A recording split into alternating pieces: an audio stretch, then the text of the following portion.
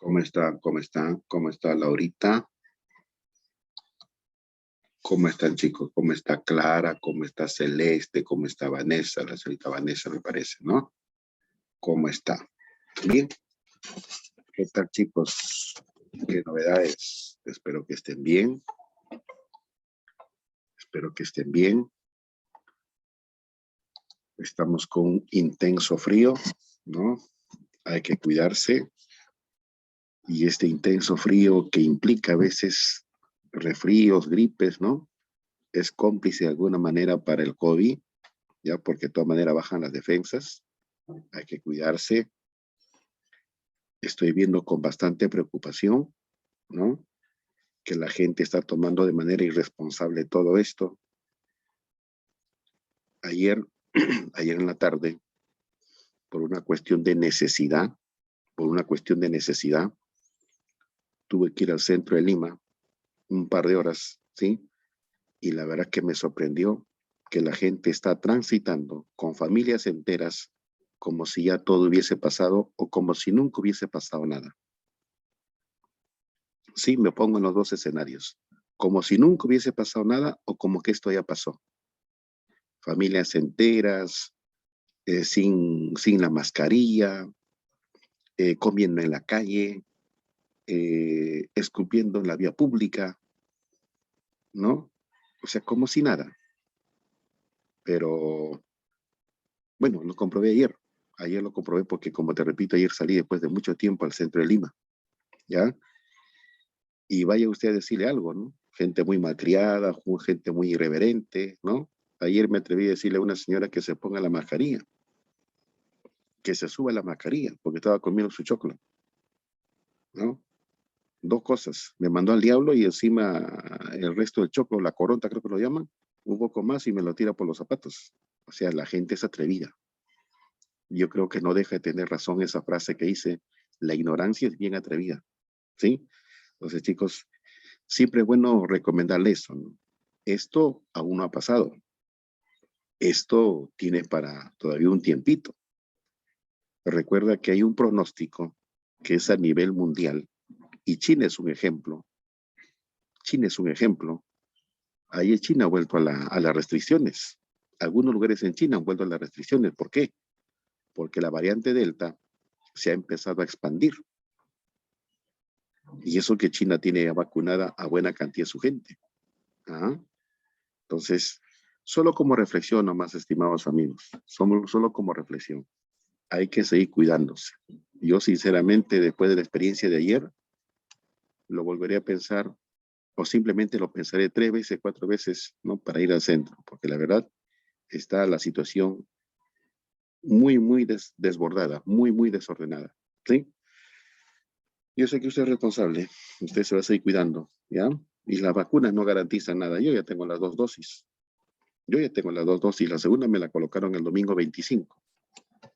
Pero eso a mí no me da ninguna seguridad de que no me va a dar nada. ¿Ah? Y ni qué decirte las fiestas, ¿no? Ni qué decirte las fiestas. Bien, chicos. A ver, así es Karen. Así es Karen. Tiene razón. Que la gente cree que porque ya se vacunó, ya no tiene riesgo. Y hay gente, con esto termino, hay gente que no se quiere vacunar. Hay gente que no se quiere vacunar. Son personas de riesgo. Y ya su cronograma ha pasado en el caso de muchos de ellos. Son cincuentones como yo. No van a vacunarse porque dice que se van a transformar, que van a sufrir una alteración genética, porque dice que eso le han dicho estudios científicos, que le van a empezar a aparecer manchas en la cara, que se le va a caer el cabello, que se le van a picar los dientes. No, hay gente, discúlpeme, con pensamiento bien idiota. Hay gente con pensamiento bien idiota que están pensando eso, ¿sí? Por eso que hay gente que no se ha vacunado, porque si toda la gente que está dentro del cronograma, ¿no? Que están dentro del cronograma, que inclusive ya venció para muchos de ellos, estaríamos ahorita por lo menos que era con un 20-25% de vacunados. Y eso ayudaría bastante. Pero no, recién estamos por llegar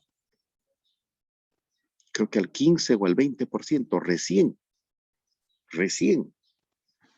Y ahí también falta pues mucha educación al respecto, ¿sí? Falta mucha educación. Bien, listo chicos. Vamos con el tema de hoy. ¿Qué tenemos para el día de hoy?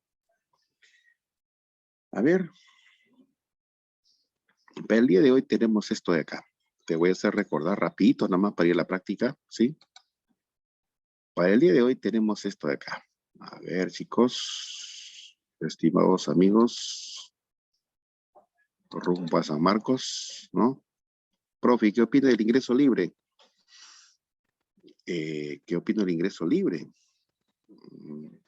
Lo mismo que usted está pensando, ¿sí? Lo mismo que usted está pensando. ¿En qué sentido, profe? No es pronto, no es pronto, chicos. Eso téngalo muy por seguro. No es pronto. El ingreso directo necesita de toda una legislación. Me refiero al ingreso directo a las universidades, ¿sí? Necesita toda una legislación. ¿Entiende? Y la primera pregunta es, ¿y de dónde están las leyes? Del Congreso. Muy bien. Porque el presidente no lo va a hacer porque él quiere. La propuesta en muchos casos puede sonar interesante, ¿no? Ingreso libre, dice, ¿no? Tipo Argentina, tipo México, tipo Francia, ¿no? Sí, suena bonita la propuesta, te soy franco, suena bonita la propuesta, pero eso tiene que hacerse realidad, tiene claro, por una legislación, tiene que haber todo un ordenamiento jurídico al respecto, cuestión presupuestal, cuestión de factibilidad, tienen que medir su FODA, fortalezas, oportunidades, debilidades y amenazas, todo eso. Y si vamos en nuestro escenario que tenemos, usted bien sabe que mucha gente del Congreso, de manera directa o indirecta, están ligados a consorcios educativos, caso los Acuña. Y así hay varios que están comprometidos de una u otra manera con intereses comerciales en educación. ¿De acuerdo? La currícula tiene que de todas maneras cambiar. Porque usted bien sabe, chico, usted bien sabe, mi estimado amigo, y yo también lo pasé por eso, aunque en el caso nuestro era diferente, ¿no? Cuando salimos de la secundaria normal, tradicional, y vamos a enfrentar un examen de admisión, es el encuentro de dos mundos diferentes. Por eso existen las academias. Las academias cubren ese vacío. Entonces, termina la quinta secundaria. De frente a la universidad, no creo. Tiene que haber un filtro ahí.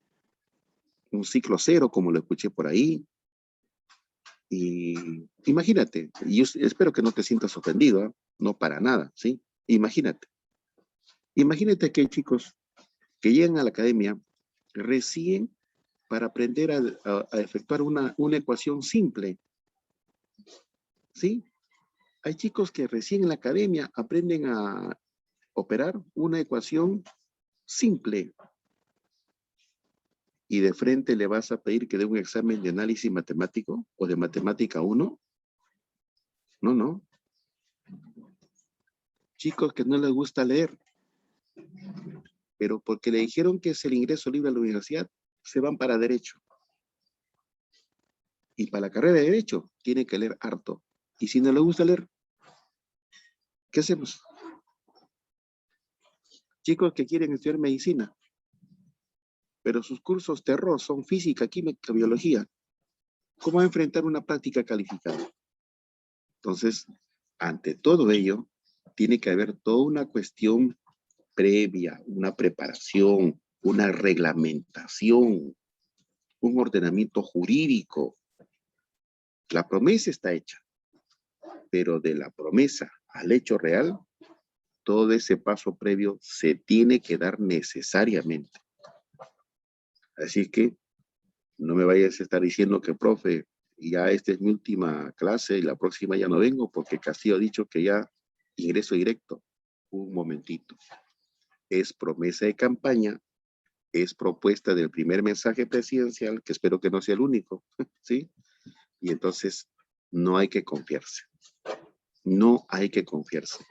Especialistas al respecto han opinado y llegan a la misma certeza.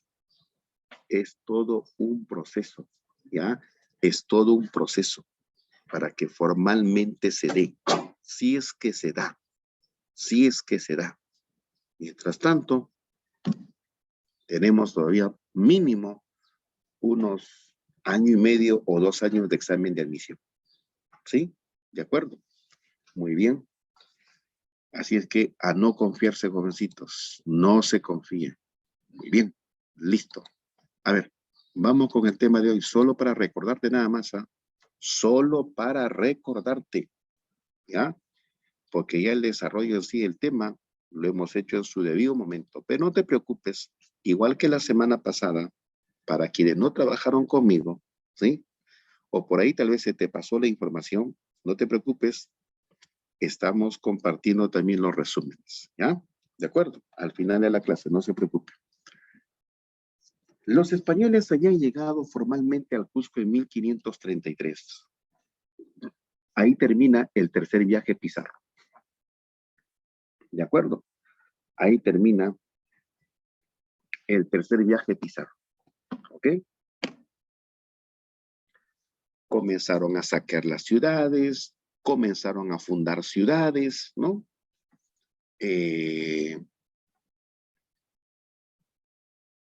Empezaron a expandir sus dominios, cumpliendo las órdenes que venían de España, ¿no? Las encomiendas se están repartiendo, ¿sí? Las encomiendas se están repartiendo. En fin, ¿y sabe qué? Si tomamos como referencia 1533, ¿sí? Si tomamos como referencia 1533, no pasaron más allá de 5 años, no pasaron más allá de 5 años y los españoles entre sí ya se estaban enfrentando. Los españoles entre sí ya se estaban peleando. Como lo podemos ver en la imagen de la presentación del tema.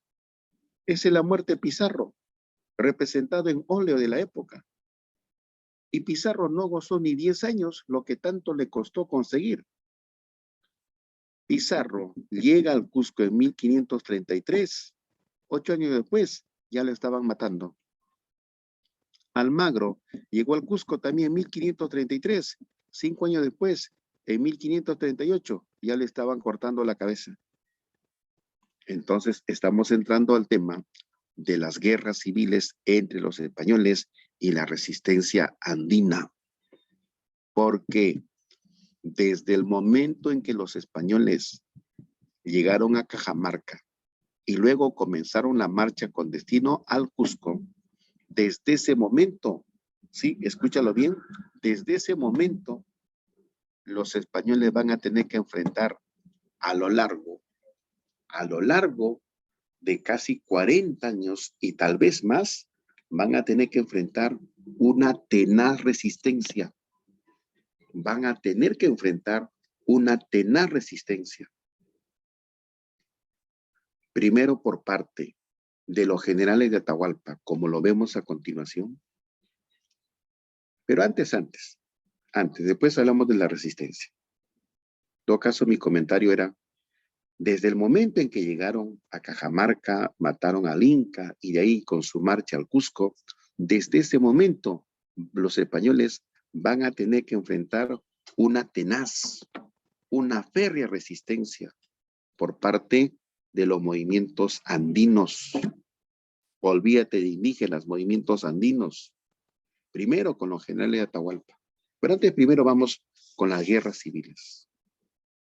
Mire, las guerras civiles entre españoles, en lo personal, lo trabajo en 3 etapas, aunque hay autores que lo trabajan en 4 etapas. No sé bajo qué criterio, pero lo trabajan en 4 etapas. Ahorita te voy a explicar cuál es el momento que ellos consideran aparte. Ya. Miren, chicos. Y a propósito de eso, debo decirte que en la pregunta 3 de tu práctica, ¿sí? En la pregunta 3 de tu práctica, en mi opinión, no hay respuesta. Vamos a tener que leer bien, salvo, ¿no? Salvo que se me haya pasado, pero no, lo he leído muy bien. Hasta 4 o 5 veces lo he leído. No, no hay respuesta a la número 3. Ahorita lo vemos, ¿sí? Miren, chicos. La primera parte, la primera etapa de la guerra entre españoles es llamada la guerra entre los líderes invasores o guerra entre los conquistadores. También lo llama la guerra por las fronteras. ¿De acuerdo? También la llamada guerra entre pizarristas y almagristas. Los problemas entre Pizarro y Almagro ya venían desde los tiempos del segundo viaje. Por eso te hablo de antecedentes. Y eso se fue agravando, más aún cuando se da la capitulación de Toledo. Recordemos que por la capitulación de Toledo hay diferencias entre los beneficios a favor de Pizarro y los beneficios a favor de Almagro. ¿De acuerdo? Y bueno, cuando ya están acá en Perú, cuando ya están aquí en el Tahuantinsuyo, el problema es ¿por qué? El problema es porque no había quedado definido para quién quedaba el Cusco, o para la gobernación de Pizarro, o para la gobernación de Almagro. A eso se sumó el resentimiento que ya venía de la capitulación de Toledo. El resentimiento que ya venía de la capitulación de Toledo. Se suma también el desigual reparto del pago del rescate de Atahualpa. Dice, el desigual reparto del pago del rescate de Atahualpa, que era desfavorable para Almagro. Acá le quitamos la palabra igual, ¿sí? Que era desfavorable para Almagro. Lógico. Almagro menos porque sencillamente el día de la... Almagro menos porque sencillamente el día que secuestraron al Inca se argumenta que Almagro no estaba en Cajamarca, ¿no? ¿De acuerdo? Y a eso también se suma el hecho de que Almagro fracasó en su intento por conquistar Chile. Fracasó en su intento por conquistar Chile. Y se van a desencadenar todos los acontecimientos que tienes ahí.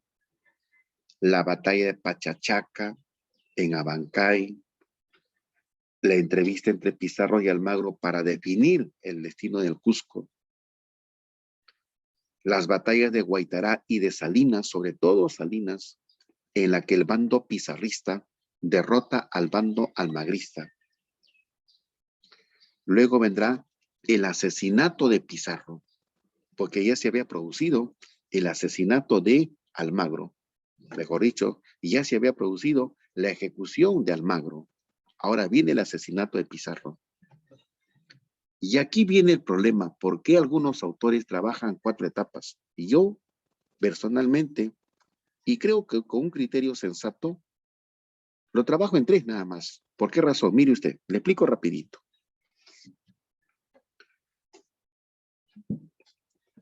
Tras la muerte o el asesinato de Pizarro, ¿a quién se impone como nuevo gobernador del Perú? Tras el asesinato de Pizarro, se impone como nuevo gobernador del Perú el hijo de Almagro, Almagro el Mozo, ¿correcto? Él va a ser gobernador del Perú.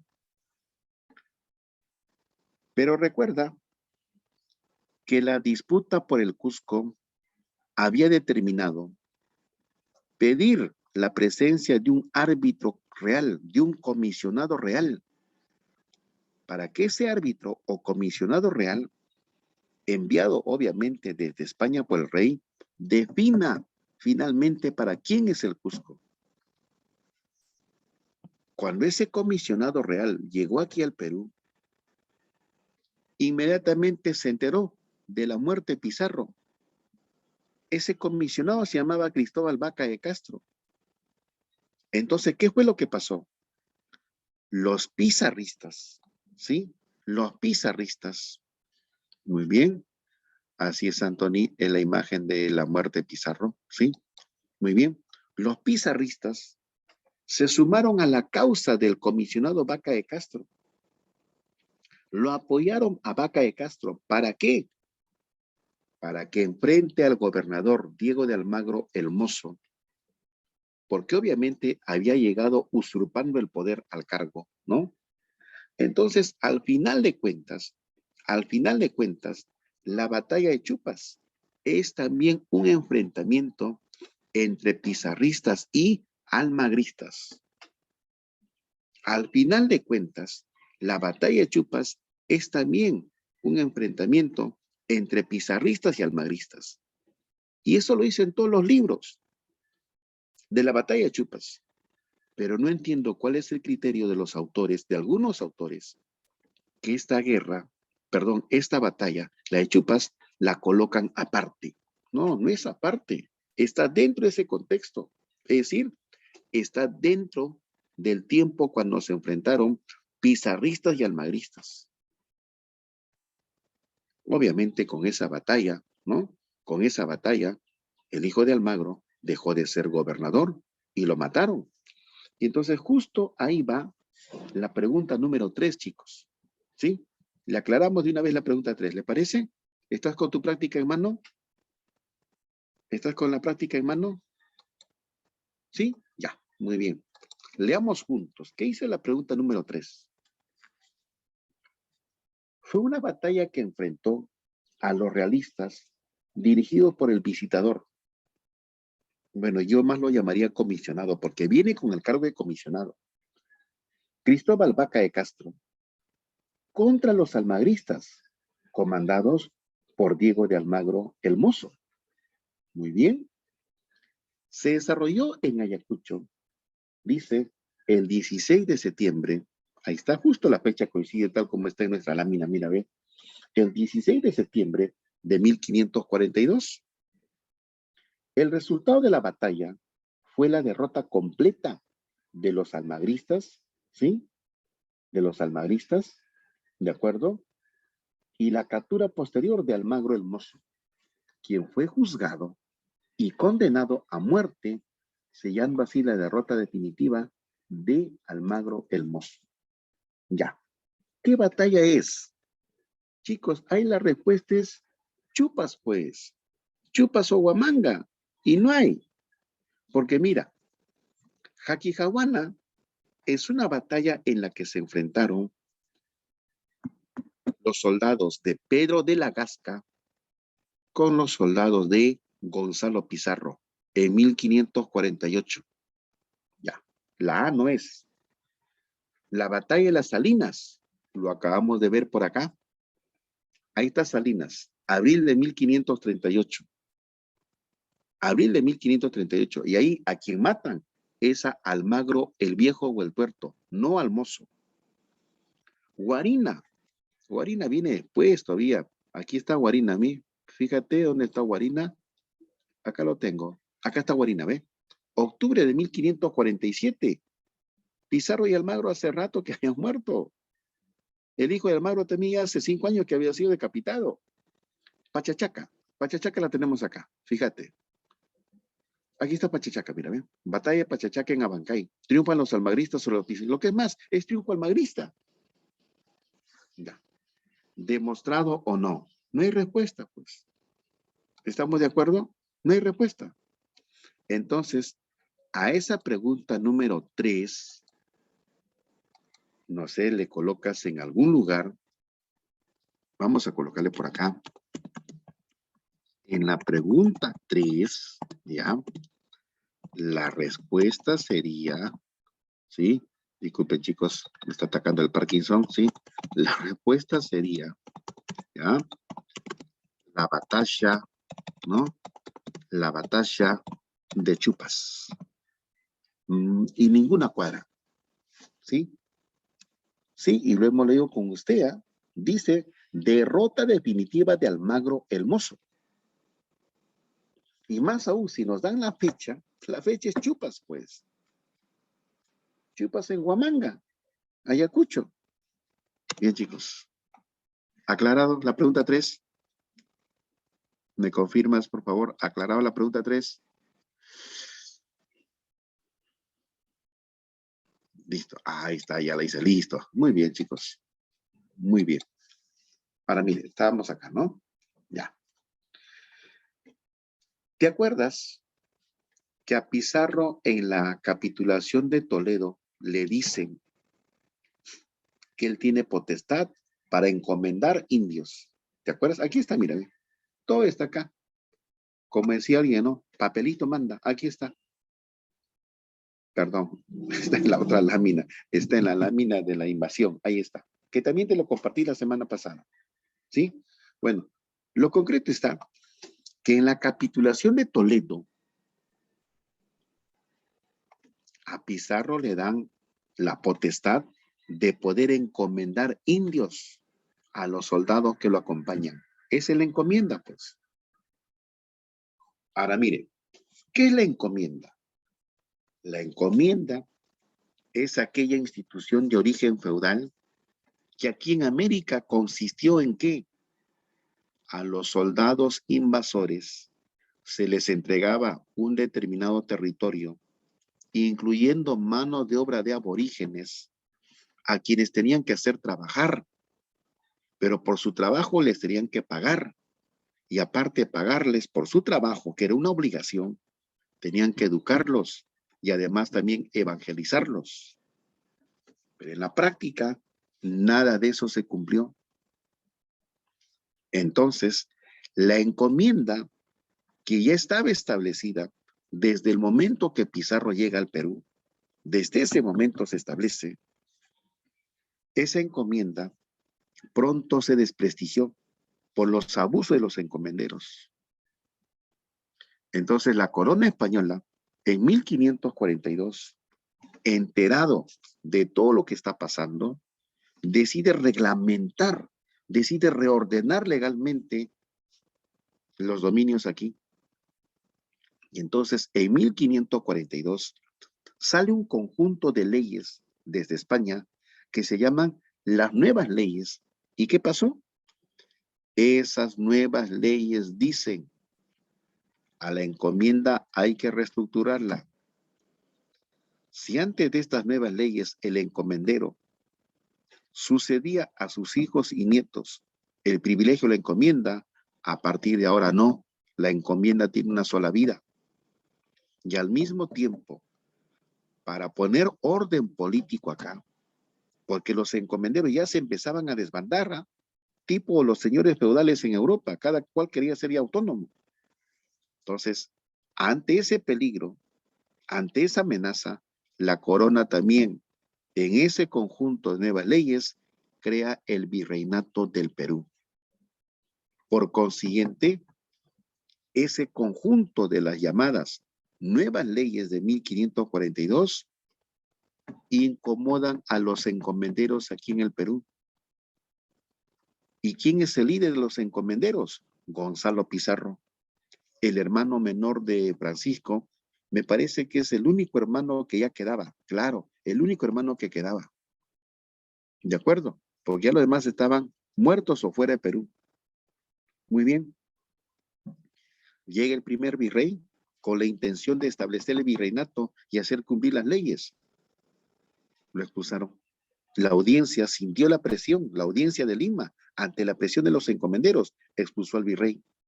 Ese virrey organiza un ejército y Gonzalo Pizarro lo va a enfrentar y derrotar en la batalla de Iñaquito. Ahí está, batalla, protagonistas y resultado, ¿sí? Ahora mire, la corona española se enteró de todo lo que está pasando por acá, se enteró del desacato, se enteró de las desobediencias de los encomenderos. Entonces la corona española, el rey Carlos, le dice a su hijo Felipe, Felipe, tú que vas a ser el siguiente rey después de mí, vaya entrenando para cuando sea rey, arréglame ese problema de los encomenderos allá en Perú. Y entonces Felipe, el príncipe Felipe, que luego será Felipe II, la misión de arreglar ese problema se lo encarga al cura Lagasca, Pero de Lagasca. Felipe, el príncipe Felipe le dice al cura Pero de Lagasca, arréglame ese problema. Hazme cumplir las nuevas leyes. Utiliza tu argumento, utiliza tu locuacidad, ¿no? Tu verborrea, utilízalo para ponerme orden ahí. Y así es como Lagasca, a través de su oratoria y sus promesas que no se cumplieron, siendo curita, mintió por si acaso, ¿sí? Logró ganarse a los soldados de Gonzalo Pizarro y de su amigo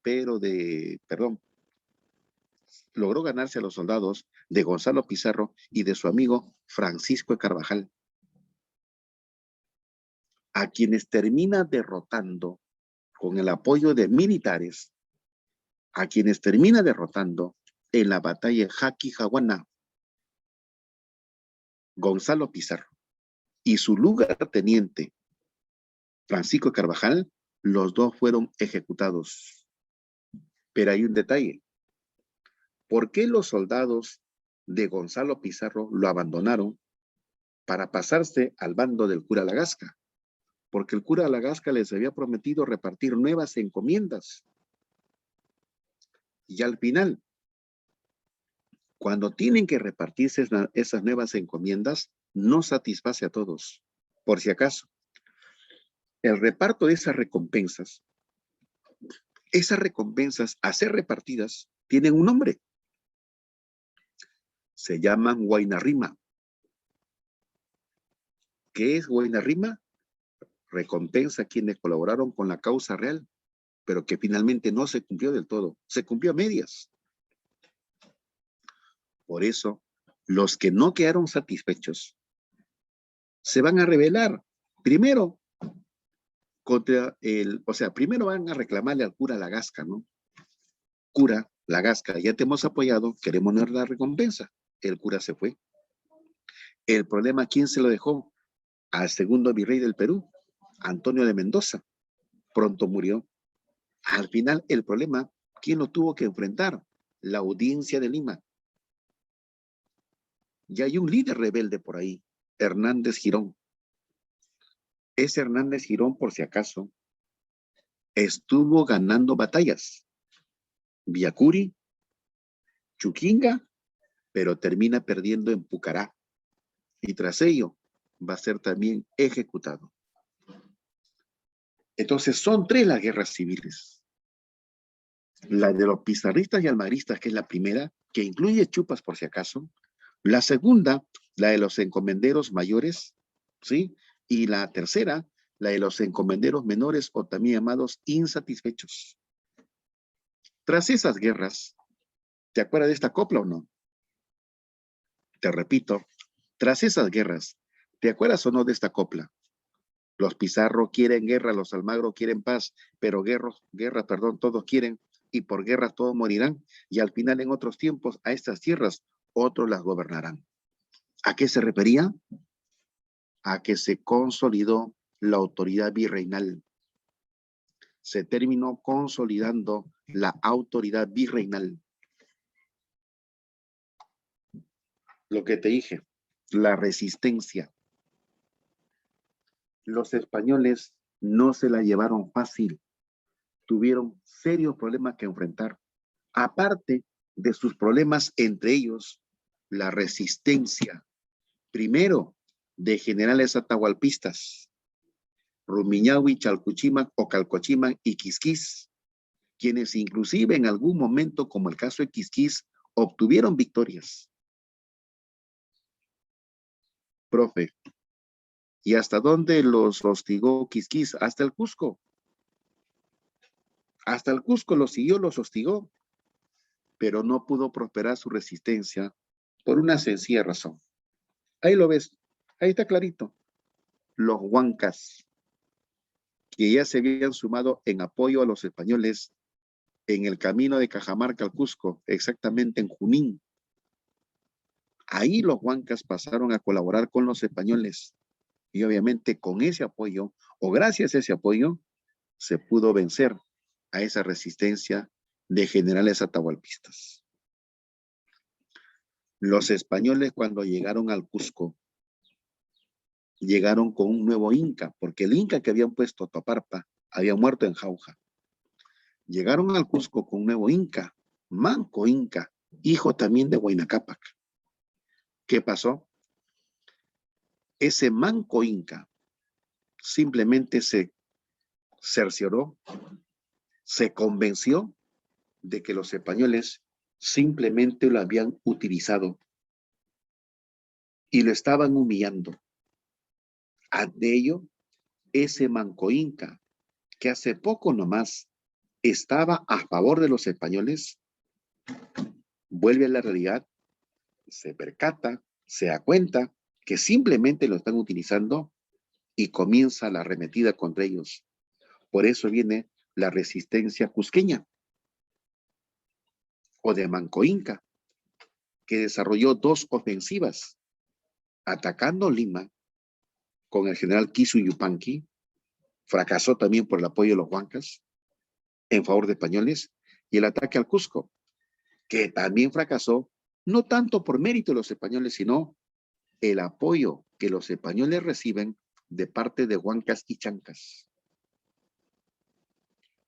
Luego expandió su ofensiva a la actual Bolivia, Cochabamba. Hostigó a los españoles en esa zona, pero terminó siendo traicionado por su propio hermano, el Inca Pauliú. Tras esa derrota, Manco Inca decide retirarse a su natal Vilcabamba. Y ahí, en Vilcabamba, Manco Inca estableció un reino autónomo. Por eso se habla de los incas de Vilcabamba, algo así como el último momento del Tahuantinsuyo, un pequeño Tahuantinsuyo que se estableció en Vilcabamba. Lo consideraban como una zona liberada y funcionaba como un reino autónomo. Esa resistencia de los incas de Vilcabamba tiene sus gobernantes. Manco Inca no aceptó nunca cristianismo. Sayri Tupac, que lamentablemente en algún momento claudicó, ¿sí? En algún momento claudicó a cambio de una encomienda. Titu Cusi Yupanqui tiene muchas cosas para comentarle. Fue cronista. Y la obra que él escribió era como un informe, como una queja al gobernador Lope García de Castro, el que gobernó antes del virrey Toledo. Reactivó las guerrillas contra los españoles y fue el inspirador de un movimiento religioso llamado Taquioncoy. Finalmente lo mataron a través de un envenenamiento. Y quedaba el último, Tupac Amaru I, a quien el virrey Toledo lo mandó a matar. Y eso más tarde al virrey Toledo se lo objetaron allá en España cuando rindió su juicio de residencia. ¿Sí? Pero también hay otra resistencia, la resistencia ideológico-religiosa, que es en sí el rechazo al catolicismo y a la iglesia como cómplice de la invasión. Pero el gobierno colonial no se quedó atrás. El gobierno colonial nos impuso finalmente el catolicismo a la mala, con violencia, ¿sí? Con violencia, que incluye muerte de muchos aborígenes. Esa política que impuso el gobierno colonial por orden de España se llama la extirpación de idolatrías. Ahora, a propósito de eso, quiero comentarte, ¿no? Es una opinión muy personal. Dicen que el rey de España que vino la semana pasada por acá se ha incomodado con lo que ha hecho el presidente. Bueno, cuesta todavía llamarlo presidente, ¿no? Sí, se ha incomodado, dice, por lo que ha manifestado el presidente en su mensaje. Yo creo que simplemente dijo la verdad. de que España había venido a saquear. Yo creo que en ese sentido no tiene nada de malo. Te voy a comentar un antecedente nada más. Mire, en el año 1598, solo para que me entienda la comparación nada más. En el año 1598, allá en Francia, miento, 1572. ¿Me disculpa? 1572. En el año 1572, allá en Francia, la monarquía francesa, que para entonces estaba en manos de Carlos IX, en complicidad con la Iglesia Católica, mataron, sí, quemaron vivos a aproximadamente unos 2000 partidarios de Juan Calvino, tiempo de la Reforma. Ahora, a los calvinistas en Francia lo conocen como hugonotes. Por eso se habla de la matanza de hugonotes, o también lo llaman la noche de San Bartolomé.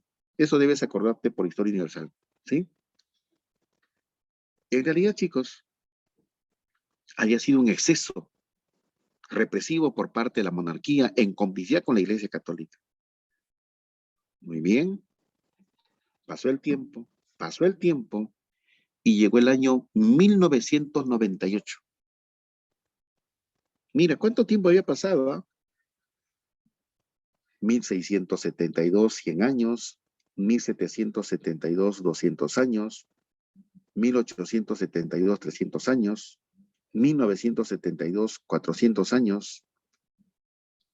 Después de más de 400 años, ¿sabe qué hizo el Papa Juan Pablo II, Karol Wojtyła, de origen polaco? El que dijo acá en Perú, el Papa Charapa, ¿te acuerdas? ¿Sí? ¿Sabe qué hizo el Papa? Fue a Francia, hizo una misa y le pidió perdón histórico a los franceses por ese exceso que habían cometido. Mira que, discúlpeme, que voy a utilizar la cuestión cuantitativa. Solo fueron 2000 hugonotes que fueron ejecutados por la monarquía de Carlos IX y en complicidad con la Iglesia Católica. Y el Papa fue y le pidió perdón histórico. Se arrodilló el Papa, le pidió perdón histórico.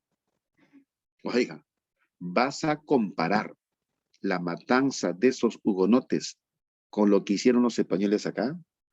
No hay punto de comparación. Por eso te digo, lo que el presidente dijo el día 28 de julio era una remembranza nada más. Y en el fondo no le faltaba razón. Aunque en otras sí le faltó razón, honestamente. Pero en esa no le faltó razón. Más aún, porque es el bicentenario, pues. Y no estamos celebrando el bicentenario, ¿no? No sé, de cualquier ocasión o motivo, no estamos celebrando el bicentenario de una cuestión de poca trascendencia, todo lo contrario, se está celebrando el bicentenario de la independencia. ¿Y de qué país nos independizamos? Nos independizamos de España. Por lo tanto, no me parece nada irreverente haberle dicho esas cosas o haber manifestado esas cosas en presencia del rey. Cada cual puede tener su opinión. Pero en lo personal, simplemente lo que dijo fue lo que había pasado. ¿Ya? Muy bien, chicos. Entonces, ¿cómo se llama esa política que aplican los españoles para imponer catolicismo a los aborígenes, a los indios, como llaman, de esos tiempos? Se llama extirpación de idolatrías. Pregunta examen de admisión, por si acaso. Y ahí está el concepto de extirpación de idolatrías. Ahora, pese a que aplicaron la extirpación de idolatrías, pese que aquí están sus características o sus detalles, ¿ya? Lo que es más, la extirpación de idolatrías lo llevaban a cabo curas, por eso que aquí hay curas doctrineros o extirpadores de idolatrías. O sea, ¿cuántos curitas, con el respeto del caso, cuántos curitas se habrán manchado las manos de sangre tratando de imponer catolicismo? A veces, esos son los pasajes de nuestra historia que nuestra historia no nos quiere contar, ¿no? La iglesia también tiene, por si acaso, aquí en Perú, La iglesia también, por si acaso, tiene su rabito de paja, porque contribuyó con la violencia para imponer catolicismo. Pero pese a ello, entre muchos movimientos que aparecieron, dos le hicieron frente a esa extirpación de idolatrías, a esa imposición del catolicismo. ¿Cuáles son esos movimientos? Taki Oncoy y Yanaguara. Ahí tiene sus detalles que luego te lo voy a compartir. ¿Sí? Muy bien, chicos. Primer tema entonces, ¿sí? Porque acá son 3 temas. Dejamos de compartir esto, que como te repito, luego te lo voy a compartir, no te preocupes, ¿ya? Igual que la semana pasada. Y nos vamos, ¿ya? Y nos vamos al virreinato del Perú. A ver, al virreinato del Perú. Chicos, virreinato del Perú. Recuerda que estamos en un recuento rápido, que es un repasito, ¿no? A ver, chicos. Virreinato del Perú. Creado mediante un documento que se llama la Real Cédula de Barcelona de 1542, que está dentro de las nuevas leyes de 1542. El virreinato se crea cuando en ese momento era rey de España, Carlos I o Carlos I. ¿Cuáles son las causas para crear el virreinato del Perú? ¿Por qué se creó el virreinato del Perú? Están de color azulito. Limitar los privilegios de los encomenderos, porque esos encomenderos ya se estaban pasando de la raya. Y se pasaron de la raya porque mataron al primer virrey que vino, ¿sí? A Núñez de Vela, pues le cortaron la cabeza. ¿Por qué más se crea el virreinato? Reemplazar a las gobernaciones de Nueva Castilla y Nueva Toledo, Pizarro Almagro respectivamente, y sus sucesores, porque sencillamente poco o nada habían hecho como institución de gobierno. Más se habían preocupado en enfrentarse entre sí, disputándose el Cusco. Entonces la corona, ¿qué dice? Chao gobernación, acá se impone el virreinato. Y el virreinato también se crea con la intención de poner fin a las guerras civiles, cosa que lo logró finalmente. ¿Ya? Ahora todos sabemos que el virreinato existió entre 1542 hasta 1824. El virreinato fue gobernado por 2 tipos de organismos, metropolitanos y locales. Y aquí están los metropolitanos, los que están en España, los locales en América, en Perú. Muy bien. De cada organismo, tanto metropolitano como local, te he colocado sus características. Aquí está, por ejemplo, en el caso del rey, sus principales funciones, ¿sí? En el caso del rey, sus principales funciones. ¿De acuerdo? Muy bien, chicos. Muy bien. Sobre todo, ¿qué funciones hay que acordarse más? El hecho de que era la máxima autoridad de España y todos sus dominios, el hecho de que dictaba las reales cédulas, o también llamada órdenes del rey, y la facultad que tenía en el aspecto religioso para nombrar funcionarios. ¿Cómo se llamaba esa facultad o esa potestad? Se llamaba el regio patronato. Muy bien. En el tiempo que fuimos virreinato de España, gobernaron España 2 dinastías de reyes, los Habsburgo y los Borbones. Ahí está en la lista de los Habsburgo. 5 reyes Habsburgo, al final de los cuales está Carlos II o Carlos II, cuya muerte, ¿qué cosa provocó? Vacío de poder en España. No hay quien lo suceda al rey. Razón por la cual estalla una guerra entre Francia y Austria, la llamada Guerra de Sucesión Española, que finalmente lo va a ganar Francia. ¿Y Francia qué va a imponer? La dinastía borbónica. Y aquí están los reyes borbones: Felipe V, Fernando VI, Carlos III, Carlos III, Carlos IV o Carlos IV y finalmente Fernando VII. De cada uno de ellos te he colocado por lo menos un detalle, ¿no? Para que lo recuerdes. ¿Ya? Un detalle para que lo recuerdes. Me parece que también por ahí en la práctica hay preguntas sobre reyes. Por ahí debe estar. Por ahí debe estar, sí. Vi 2 o 3 preguntas que venían sobre reyes. Ahora vamos con el Consejo de Indias. ¿Sí? Vamos con el Consejo de Indias. Y la pregunta 12, precisamente tiene que ver con el Consejo de Indias. Real y Supremo Consejo de Indias. Dice, se encargó de todos los asuntos virreinales o coloniales con la supervisión del rey, obviamente. Diseñaba la política administrativa del virreinato. Enviaba al virreinato a los visitadores, quienes fiscalizaban a los funcionarios locales. También sobre visitadores hay una pregunta. ¿Sí? Hay una pregunta. Los visitadores, por orden del rey, en coordinación con el Consejo de Indias, venían, recababan toda la información y lo llevaban a la metrópoli, allá a España, para informar cómo se estaba desarrollando el gobierno virreinal. Y este Consejo de Indias, al diseñar la política administrativa del virreinato, dentro de esa función, precisamente, el Consejo de Indias fijaba las tarifas de los fletes, aranceles y precios para el comercio virreinal. ¿Ya? Y ahora, a todos los funcionarios del virreinato, a la cabeza el virrey, el Consejo de Indias los sometía al famoso juicio de residencia.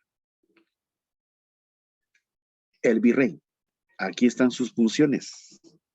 Representante personal del rey de España en las colonias. La audiencia, cuya principal función era administrar justicia. Ahora, cuando el virrey presidía la audiencia, se llamaba Real Audiencia. Pero por si acaso, el término presidencia en los tiempos del virreinato solo se usaba cuando se trataba de la audiencia, más no en otro momento. O sea, cuando la audiencia es presidida por el virrey, se llama Real Audiencia. ¿De acuerdo? Ya. Recordemos que las audiencias fueron al comienzo o en gran parte del virreinato, fueron 7, pero luego con las reformas borbónicas fuimos perdiendo territorios y al final del virreinato solo 2 eran las audiencias. Solo 2 eran las audiencias, Lima y Cusco. ¿Sí? Lima y Cusco. Muy bien, Lima y Cusco. ¿Ya? Muy bien, chicos. Corregimientos. Corregimientos.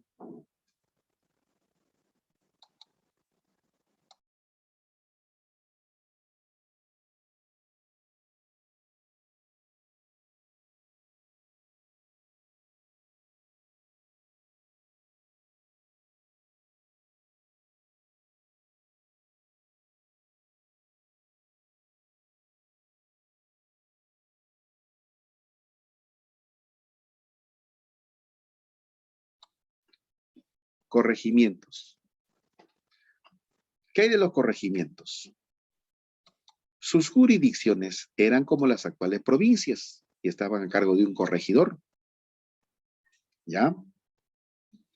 Ahora, mire, el corregimiento se establece de alguna manera también para hacerle un contrapeso a los encomenderos, ¿ya? Para hacerle un contrapeso a los encomenderos. Por ahí hay una pregunta al respecto, ¿ya?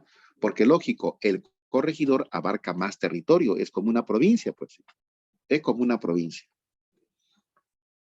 Ahora, ¿qué funciones cumplía el corregidor?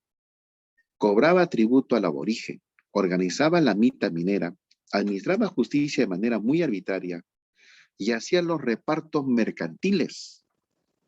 Ahora, no se olvide que el corregidor, por los demasiados excesos y abusos contra la población aborigen, finalmente, ¿qué va a pasar? Finalmente, el corregimiento, y más aún, tras la gran rebelión de Túpac Amaru, el corregimiento va a ser suprimido, ¿ya? El corregimiento va a ser suprimido y lo va a reemplazar, como te vuelvo a reiterar, la intendencia. Y aquí está sobre la intendencia, ¿ve? A ver, sobre la intendencia. Sobre la intendencia. Organismo político de origen francés. Reemplazó a los corregimientos por sus crueldades y abusos que fueron en contra de la población aborigen. Su jurisdicción era como un actual departamento o región. Se dividían en partidos. Y ahí están las intendencias. La de Puno, te la estoy colocando de color rojo porque recuerda, Puno como intendencia al comienzo va a formar parte de ¿qué? Va a formar parte del virreinato del Río de la Plata. Luego se reincorporó al virreinato del Perú.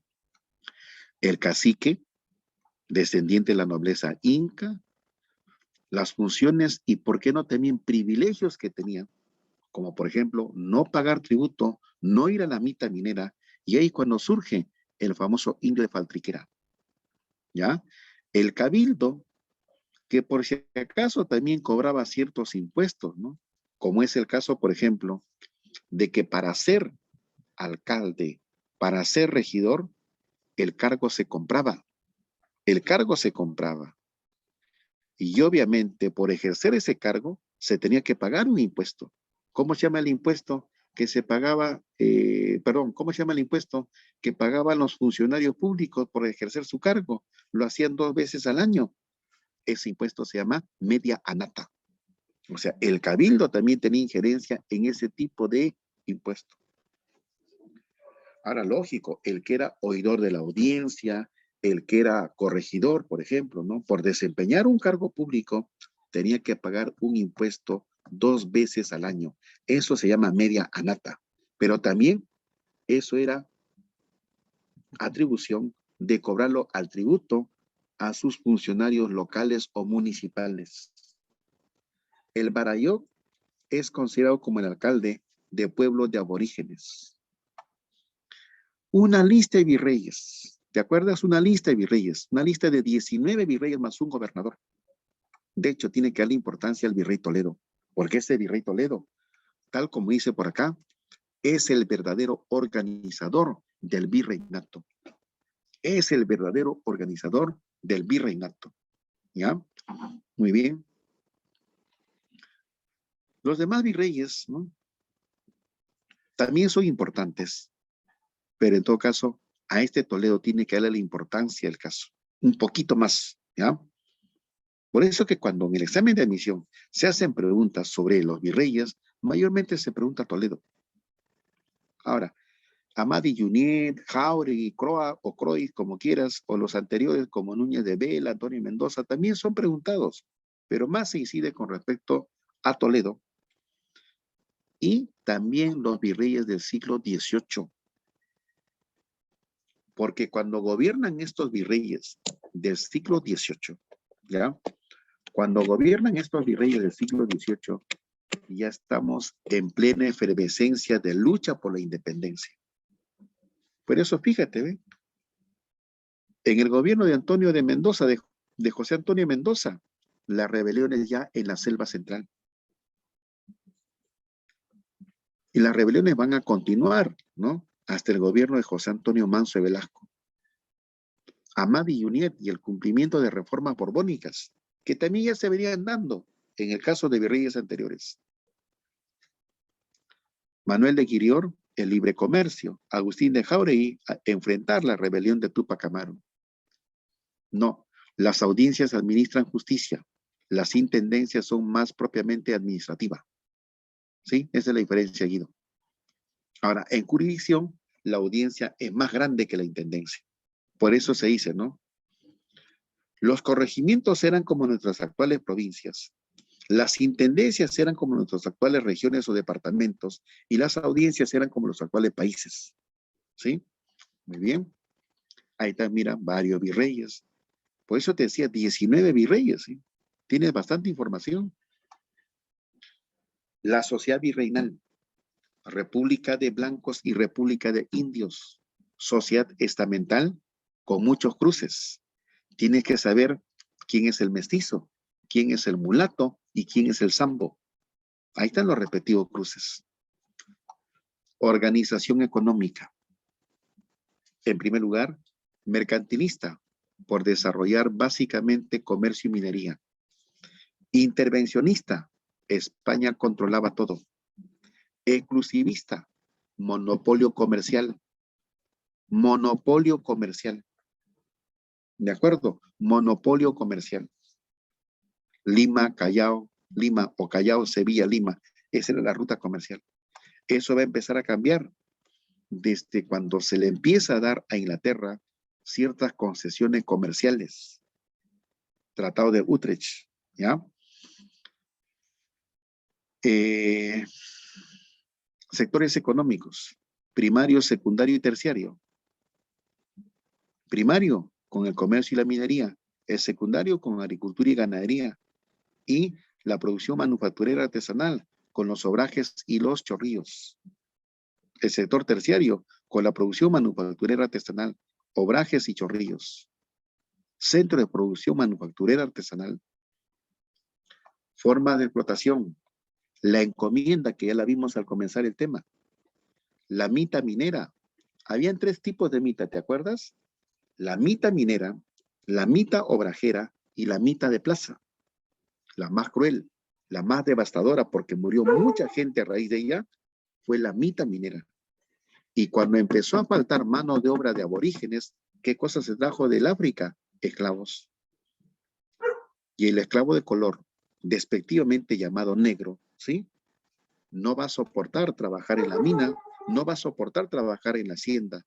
Huye de estos trabajos forzosos. Y cuando huye, ¿cómo se le llama? Cimarrones. Y cuando los cimarrones se establecen en un determinado lugar, forman las llamadas palenques. Obrajes. De preferencia eran centros de producción textil. ¿Ya? De preferencia eran centros de producción textil. Las instituciones económicas. La Casa de Contratación de Sevilla tiene como principal función hacer cumplir el monopolio comercial. Obviamente, cuando se empiezan a dar las reformas borbónicas, va perdiendo protagonismo. La Real Hacienda era como un ministerio allá en España que concentraba los impuestos que se pagaban aquí en América. ¿De acuerdo? Y el Tribunal del Consulado era una institución de carácter privado, porque Casa de Contratación de Sevilla y Real Hacienda eran organismos públicos, estatales. En cambio, el Tribunal de Consulado era una entidad privada, reunía a los comerciantes más poderosos del virreinato y su sede estaba aquí en Lima. Impuestos coloniales. Impuestos coloniales. Todos estaban obligados a pagar impuestos y los impuestos eran reglamentados por el Consejo de Indias en coordinación con la Casa de Contratación de Sevilla. Y acá tienes una lista de más de 10 impuestos. Almojaribazgo, tributo, quinto real. El quinto real, por si acaso, fue el primero de los impuestos que se empezó a pagar. Ese quinto real ya se pagaba desde los tiempos que los españoles estaban en Centroamérica. Alcabala, que hasta ahora por si acaso se paga. Media nata, lo que te hablaba hace un ratito, ¿ya? Diezmo y primicia a favor de la iglesia. Avería, mercancías que eran transportadas por el Océano Atlántico. Cabezón, el pago por la propiedad rural no explotada. Composición, pago por la legalización de tierras. Cobo, para la acuñación de monedas. Derrama, para financiar a la corona española en tiempos de guerra. Y la sisa o el mojonazgo, impuestos que se pagaban en los mercados. Los comerciantes lo pagaban en los mercados. Y si mal no recuerdo, ese impuesto hasta ahora se cobra. ¿Sí? Bien, chicos. Dejamos entonces el virreinato ahí y nos vamos inmediatamente con el último temita de repaso de esta clase. Las llamadas, aquí están, las llamadas reformas borbónicas. ¿Sí? Las llamadas reformas borbónicas. Aquí están. A ver, vamos avanzando en su comentario. Ahí está. Hay una preguntita sobre reformas borbónicas que me parece, a ver, ¿dónde está? La número 23. La número 23.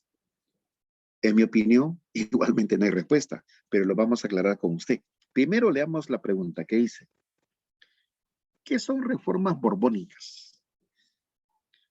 Fueron todas aquellas medidas que llevó a la práctica la corona española para mejorar su administración de gobierno, tanto en la metrópoli, allá en España y Europa, como también en las colonias, aquí en América, pero con un claro propósito, el de imponer más su poder y quitarle protagonismo a los elementos que iban adquiriendo mayor notoriedad, como fueron los casos, el protagonismo de la orden de los jesuitas y la participación de los criollos en la administración pública.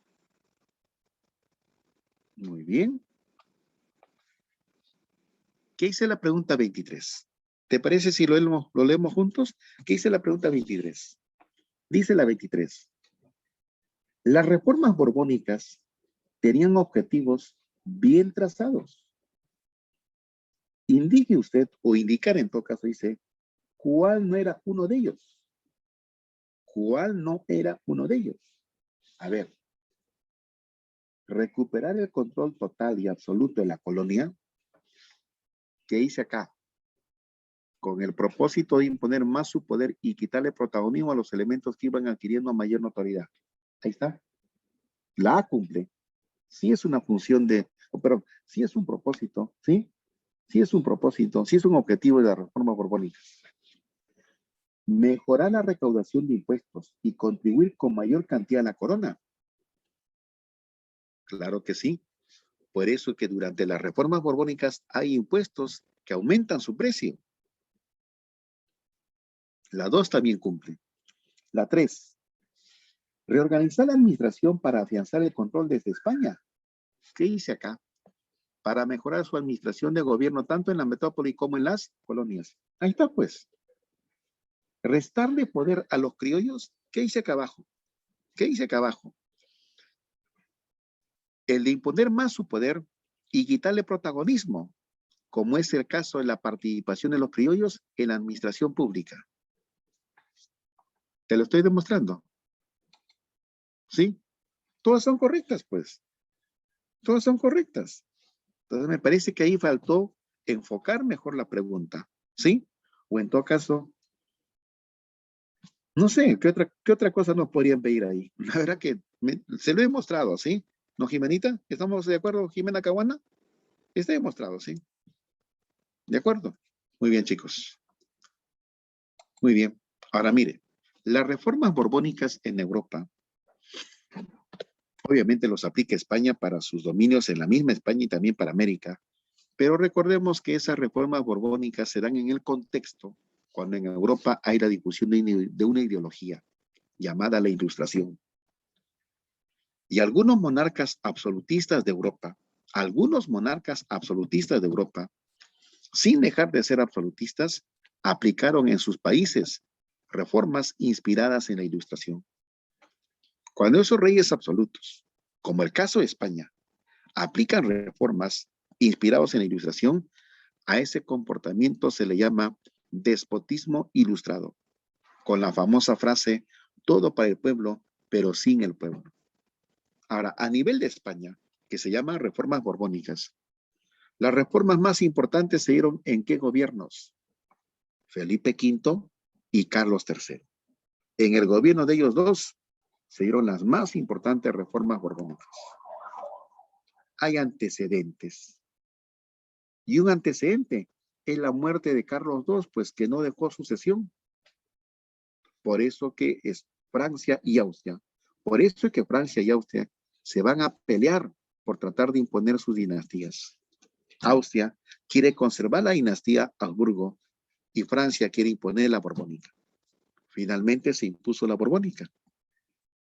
Y esa guerra termina con la paz de Utrecht.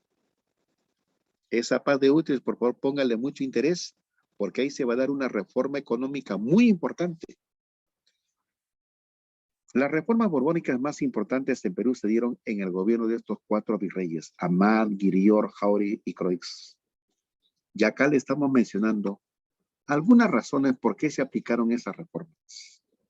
¿Ya? Miren, las reformas que hemos trabajado. Las territoriales, cuando se crean nuevos virreinatos y cuando se crean capitanías generales. Entre nuevos virreinatos y capitanías, ahí tenemos a 6 audiencias que perdimos.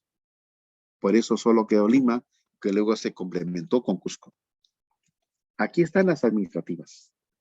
Supresión de encomiendas, supresión de corregimientos, ¿no? Establecimiento de intendencias y la creación de la audiencia del Cusco. Esas son administrativas. Eclesiásticas. Cumpliendo la pragmática sanción de 1767, se ordenó que los jesuitas deben ser expulsados de España y los dominios coloniales, ¿acusados de qué? Acusados de ser conspiradores. Acusados de ser conspiradores. Y así es como los jesuitas van a ser expulsados en los tiempos del virrey Amat. Reformas económico-comerciales. Lo que te estaba comentando. La primera reforma, el navío de permiso, está contenido en el Tratado de Utrecht. Con dicha reforma dice, España le concede a Inglaterra el derecho de hacer comercio con sus colonias, pero una sola vez al año. Esto se lleva a cabo, o se llevaba a cabo en el actual, perdón, se llevaba a cabo en la Feria de Portobelo, en la actual Panamá. La pregunta 23, ¿qué nos dice? Las reformas comerciales realizadas por el rey Carlos III tuvieron como consecuencia un incremento significativo en el tráfico mercantil entre Inglaterra y el virreinato, España y América, España e Inglaterra, virreinato de Nueva España y virreinato del Perú. Chicos, al decretarse, sobre todo la reforma de libre comercio, obviamente va a haber más fluidez comercial entre qué mercados, el inglés y el virreinato del Perú, pues sí. ¿De acuerdo? Aunque ahí también, la letra A, la letra B y la letra C de alguna manera podrían ser respuestas, ¿eh? Pero más directamente la letra A. Más directamente la letra A, ¿sí? A la 24 la letra A. Muy bien, chicos. Se establecieron también las aduanas terrestres con el propósito de garantizar una mayor tributación. La aplicación de esta reforma se considera como una causa a favor de la gran rebelión de Túpac Amaru II, al mismo tiempo generó el descontento criollo.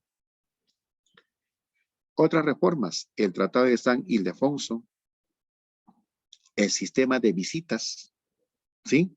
El sistema de visitas.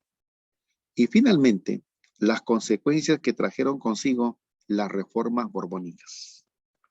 Decadencia de Lima y el Callao, decadencia de la nobleza criolla, los criollos empezaron a manifestar un amor a la patria y sus ansias de poder.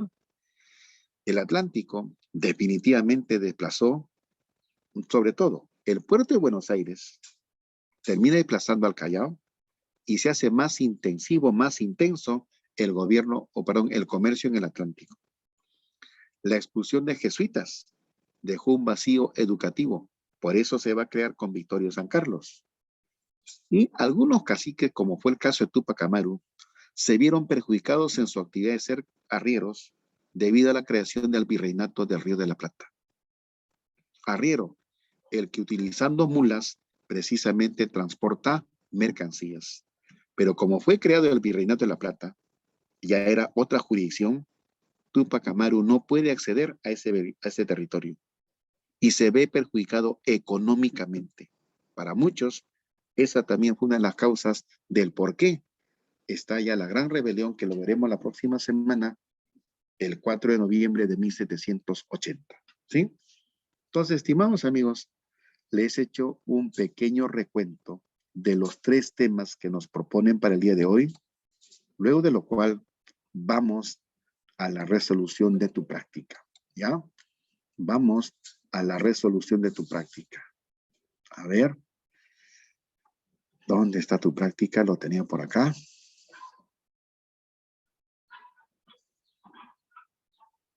Aquí está.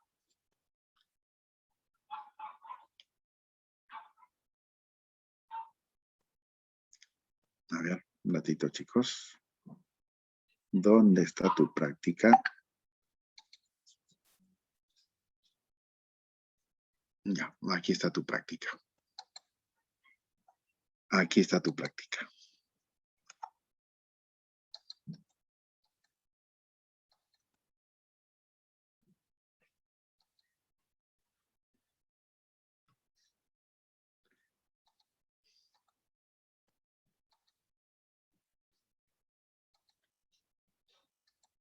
Muy bien.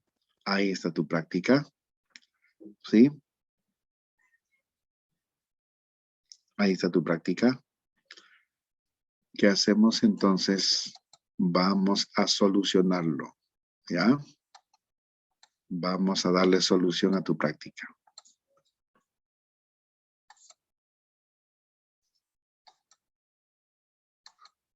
Ya.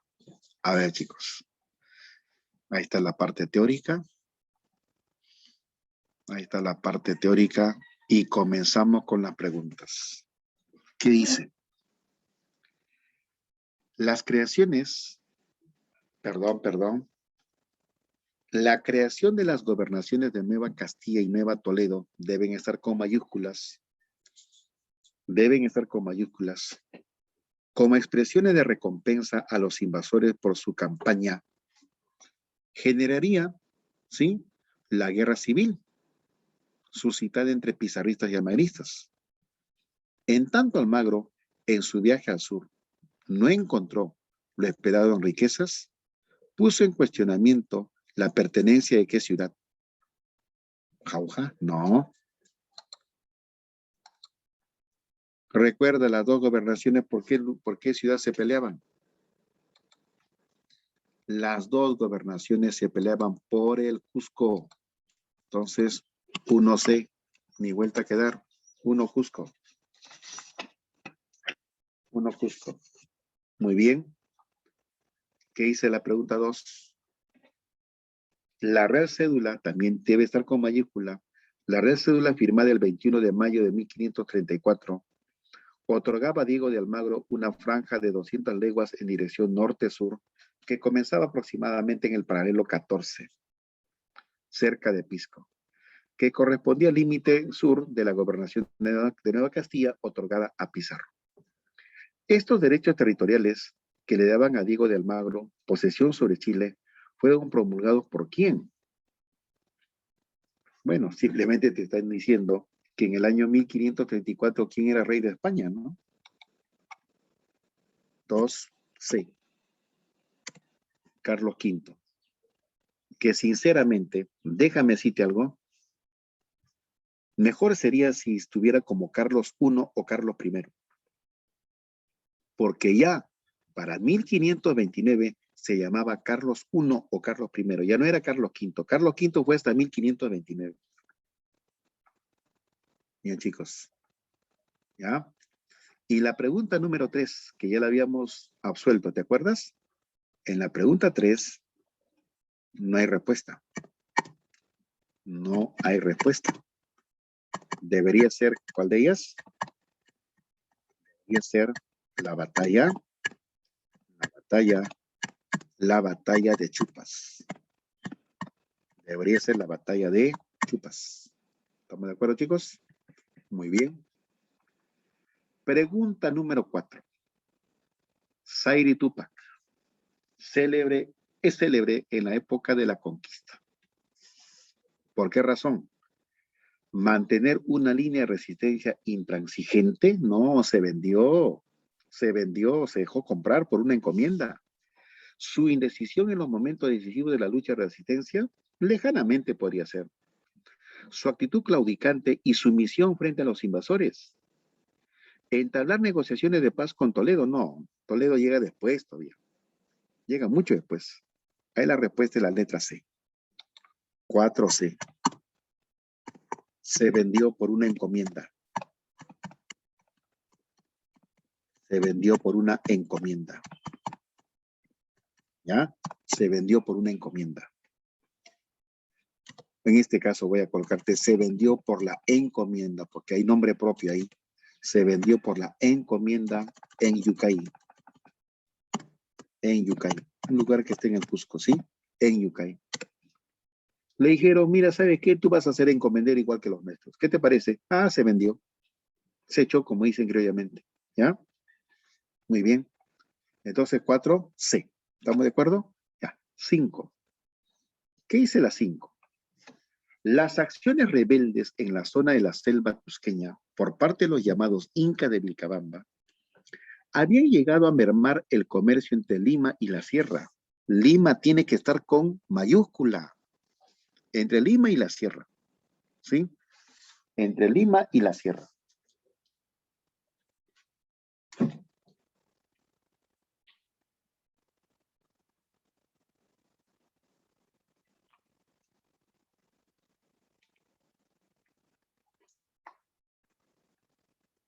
¿Ya? Entre Lima y la sierra. Muy bien. Ya. Entre Lima y la sierra. ¿Correcto? Ya. Entre Lima y la Sierra Sur, dado que era la ruta para dichos efectos. De allí que era necesario ponerle fin a ese problema. En ese sentido, el virrey Francisco de Toledo, tras varios intentos pacíficos y fallidos, decidió declarar la guerra al último Inca de Vilcabamba, el cual, será capturado y ejecutado, y nos referimos a quién. Ah, muy bien, mi amigo Aragón. Ahí la respuesta va a ser, a la número 5, la respuesta va a ser dedo. Tupac Amaru I. ¿Quién es Juan Chocne? ¿Te acuerdas? Juan Chocne es el líder del movimiento Taki Oncoy. Juan Chocne es el líder del movimiento llamado el Taki Oncoy. ¿De acuerdo? El Taki Oncoy. Muy bien, chicos.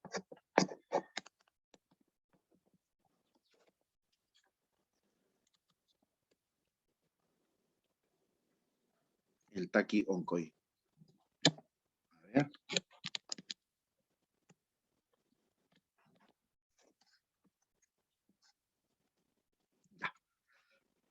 Listo. Pregunta número 6. Ante el peligro que representaba a los fines conquistadores, la existencia de miembros de la élite incaica en Vilcabamba, se funda la ciudad con el fin de hacer resistencia y frenar cualquier intento de expandir la rebelión. Descartamos 2. Inca de Vilcabamba a partir de 1537-38 para adelante, ¿sí? 38 más propiamente. Jauja no puede ser, porque Jauja fue fundada en 1534. Piura no puede ser, porque Piura fue fundada en 1532. Arequipa y Huamanga. Nos quedamos con una de esas dos. Pero la respuesta es, ¿no? La respuesta es Huamanga. ¿Ya? La respuesta es Huamanga.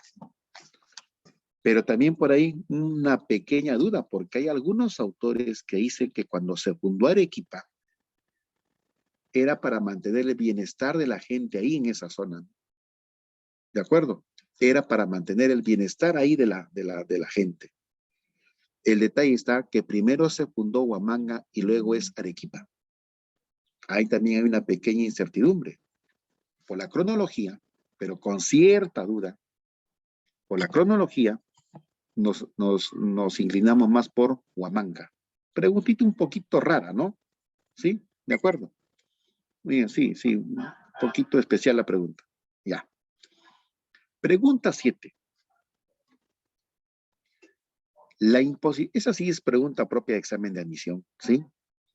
La imposición del catolicismo en el contexto de la invasión hispana. La imposición del catolicismo en el contexto de la invasión española o hispana al Tahuantinsuyo tenía como objetivo ¿qué cosa? Civilizar a los curacas y a los incas, justificar la conquista, ejercer el control ideológico de la población andina ¿Poner fin al genocidio de los indígenas? No. Ahí la respuesta es la número 7, y de acuerdo a lo que hemos leído en la extirpación de idolatrías, ¿te acuerdas? ¿Sí? 7, la respuesta es casa. ¿Sí? 7, la respuesta es casa. Muy bien. Pregunta número 8. Los huancas fueron, a no dudarlo, la etnia o etnia indígena que más apoyo brindó o dio a los españoles en los momentos iniciales de la conquista. Se convirtieron en los más fieles y leales aliados de los hispanos y en los más acérrimos enemigos de los incas. Ubicados en el Valle del Mantaro, durante la colonia en esta zona, los españoles les reconocieron ciertos privilegios, como por ejemplo, no hubo despojo de tierras, a tal punto que los curacas huancas mantuvieron sus propiedades territoriales. Por ejemplo, un curaca huanca, ¿ya? Muy conocido y que colaboró con los españoles, se llamaba Felipe Huacrapauca. Y el otro se llamaba Francisco Cusichaca, ¿no? Son curacas huancas que colaboraron con los españoles. Entonces, a la pregunta número 8, la respuesta es casa. Vamos con la número 9. A ver, algo de eso te comenté, ¿eh? El enfrentamiento entre los encomenderos y la corona significó en el fondo la confrontación entre el absolutismo monárquico emergente y el esquema de poliarquía feudal decadente para aquella época. ¿Por qué poliarquía feudal? Porque recuerda que el encomendero se sentía, o sea, el encomendero creía tener poder absoluto en los territorios que le habían asignado, muy parecido a los señores feudales europeos de la Edad Media. A eso se refiere. Leemos entonces nuevamente, ¿qué dice? El enfrentamiento entre los encomenderos y la corona significa, en el fondo, la confrontación entre el absolutismo monárquico emergente y el esquema de poliarquía feudal decadente para aquella época. Los encomenderos, ahí está lo que decía, ¿ve? Los encomenderos, especies de señores feudales en las colonias, querían mantener privilegios que amenazaban la esencia misma del Estado centralista absolutista español. Así, la corona se vio obligada a contrarrestar estos intentos de relativa autonomía y toma como medida, ¿qué cosa? Toma como medida la implementación de los corregimientos. ¿Te acuerdas que te dije que los corregimientos se crean para generar el contrapeso político administrativo a las encomiendas?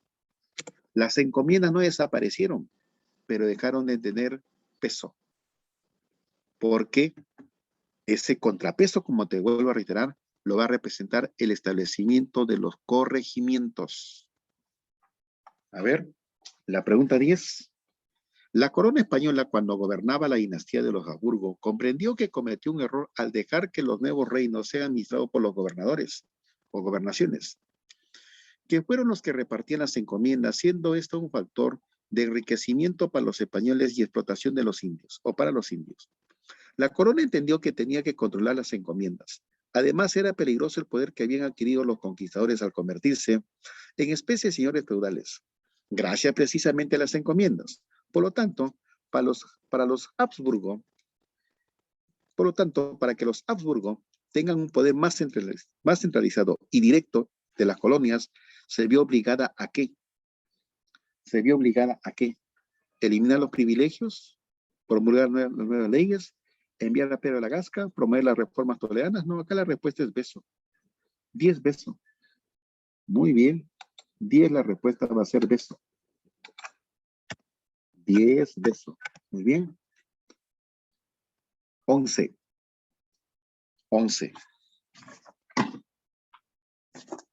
España vivió el mayor apogeo de su historia en el siglo XVI, cuando gobernaban los reyes Habsburgo Carlos V y Felipe II. El último de los Habsburgo fue Carlos II, rey incapaz y con retraso mental. Después de la guerra de sucesión por el trono español y que ganó Francia, la monarquía de este país impuso un príncipe de la dinastía borbónica para que reine en España. Este fue Felipe V de Anjou, que destaca, ¿por qué? Que destaca por dar apertura comercial, ¿sí?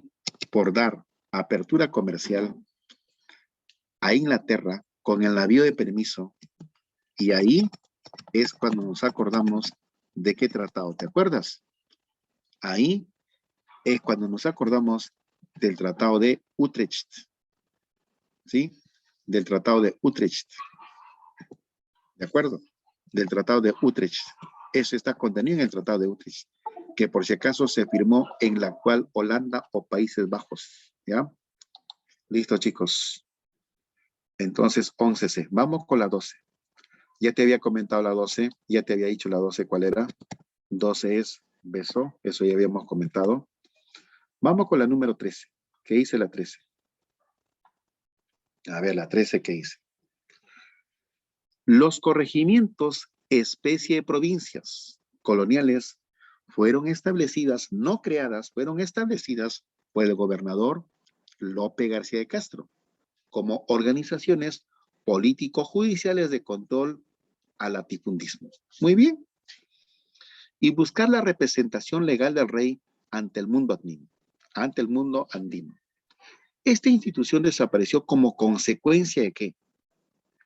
Levantamientos indígenas en la región amazónica, desmembración del virreinato del Perú, la victoria tupacamarista en Sangarará, el proceso de independencia criollo. ¿Con cuál nos quedamos? Nos quedamos con la letra C. ¿Sabe por qué? Porque precisamente esa es una consecuencia, pues, de la rebelión de Tupac Amaru. Esa es una consecuencia de la rebelión de Tupac Amaru. ¿De acuerdo? Muy bien, chicos. Poquito también polémica la respuesta, sobre todo la pregunta que no está bien orientada, ¿sí? Pregunta 14. Pregunta 14. Entonces, perdón, acá era 13, ¿no? 13C, disculpe, ya. Pregunta 14. Las reducciones fueron creadas por el virrey Francisco de Toledo con la finalidad de concentrar a la población indígena en determinados lugares para controlar, aprovechar y explotar su mano de obra. Las reducciones eran especie de campo de concentración, siendo 600 aproximadamente, ¿sí? Los que escapaban de su reducción y se iban a otra para evadir la mita y el tributo eran llamados ¿cómo? Mira, cimarrones son los negros, ¿ah? Cimarrones son los negros. Ahí, de acuerdo a cómo está narrada la pregunta, la respuesta sería la A, los mingados o las mingas. ¿Ya? Los mingados o las mingas. Pregunta número 15. Dice, el verdadero organizador del virreinato fue Toledo. Él fijó las bases jurídicas y administrativas, ¿ya? Que sirvieron a los monarcas para explotar, expoliar, extirpar y saquear la riqueza del Perú. Reglamentó, con tilde, reglamentó encomiendas, yo diría más que reglamentó corregimientos, ¿ah? Reglamentó corregimientos. Bueno, reglamentó encomiendas, tributo, mita y anaconajo. Fue el que implantó la Santa Inquisición, perdón, vino con el nombre del Tribunal de Santo Oficio, por si acaso. Vino con ese nombre. La orden religiosa más poderosa durante su gobierno y que perdió una serie de privilegios. ¿Cuál de ellas fue? Bueno, la que perdió privilegios a la postre, ¿cuál de ellas fue? La que perdió privilegios a la postre fue la orden de los jesuitas. ¿Sí? Muy bien. 16 también te había comentado. 16A. Ese nombre o ese cargo de presidencia solo para la audiencia. 17. 17 también te comenté los visitadores. Los visitadores, ¿qué cosas hacían? Recogían información de la colonia y la enviaban ¿a dónde? y la enviaban o la llevaban a la metrópoli. ¿De acuerdo? 17b. 18. Debido a la rebelión de Túpac Amaru y ante el peligro de una rebelión continental, Carlos III o III aprovecha la coyuntura y profundiza las llamadas reformas borbónicas. Con esto frenaría la oleada de insurgencia en América del Sur. Por eso suprimen ¿qué cosa? Muerto el perro, muerto la rabia. ¿Cuál es la respuesta? Muerto el perro, muerto la rabia. ¿Cuál es la respuesta? Casa. Por supuesto. Mita y tributo no, ¿ah? Corregimiento y reducción. Muy bien. 19. Una de las características de la economía colonial fue la enorme cantidad de impuestos aplicados. Ah, de eso también te comenté, ¿no? Los cabildos, media anata, pues. Media anata. Entonces, a la número 19, la respuesta es la media anata. ¿Ya? 20. Esto sí hemos hecho en clase y también está en los resúmenes. 2 minutitos, por favor, sí, para terminar. Fue el documento secreto sellado y lacrado que solo se abría en caso de fallecer el virrey. Entonces recién se conocían los objetivos, planes y el programa de gobierno que proyectó el virrey. Asimismo proponía el nombre de la persona que le sucedería como virrey. Ya. Ahí se está muy bien, Aragón, muy bien, muy bien. La respuesta es Casa. 20, la respuesta es Casa. Pliego de Mortaja. Sí hemos hablado sobre eso. 21. Con los españoles se introdujo la propiedad privada en las tierras. Una élite española se convirtió en la dueña de grandes latifundios, incluyendo también algunas órdenes religiosas. Las tierras heredadas al hijo mayor, mayorazgo, no podían ser vendidas. A esto se llamaba ¿cómo? Manos muertas. 21a, manos muertas. 22. Lograr el incremento de la recaudación del fisco era uno de los objetivos centrales de las reformas borbónicas. El nombramiento de una burocracia profesional y asalariada permitió aumentar los ingresos fiscales. Ahí está, pues sí. Esto va con la pregunta que quedó incierta, ¿no? Con esa cuestión de las reformas, ¿sí? Muy bien. Ingresos fiscales de forma muy notoria, repuntando la economía general de la corona. En este contexto, la nobleza indígena fue afectada al ser incluida en el pago de ¿qué? De las alcabalas. ¿Sí? Alcabalas. ¿De acuerdo? Muy bien. Tres últimas. La que quedó incierta, ¿no? Porque todas cumplen, ¿ah? 23. Todas cumplen. ¿Sí? Todas cumplen. Y lo hemos visto con usted. 24, ya habíamos contestado, ¿ya? 24, letra A. Y finalmente, la número 25. Las reformas borbónicas privilegiaron a los chapetones o peninsulares en el otorgamiento de los empleos públicos virreinales. Es por eso, por lo que en el siglo XVIII, los criollos fueron desplazados ¿de qué? De las capitanías generales, de los cabildos, de las audiencias, de las encomiendas. No, los criollos mayormente fueron desplazados de las audiencias. Y el caso más concreto, ¿sabe quién es? El caso más concreto es José Baquíjano Carrillo, quien precisamente era oidor de la audiencia de Lima y que con esas reformas se vieron desplazados en el ejercicio de esos cargos. ¿Sí? Muy bien, chicos. Oleado y sacramentado, teoría y práctica, con algunas preguntitas poquito polémicas, sobre todo en sus respuestas, ¿sí? Pero la tarea está cumplida, ¿sí? Entonces, en este mismo momento, te voy a compartir los resúmenes teóricos. Y te voy a agregar la parte cultural del virreinato, que también lo preguntan en examen de admisión, ¿sí? Muy bien, chicos. Les agradezco por su tiempo y su paciencia. Hasta la próxima semana, ¿ya? Hasta la próxima. Cuídense, cuídense.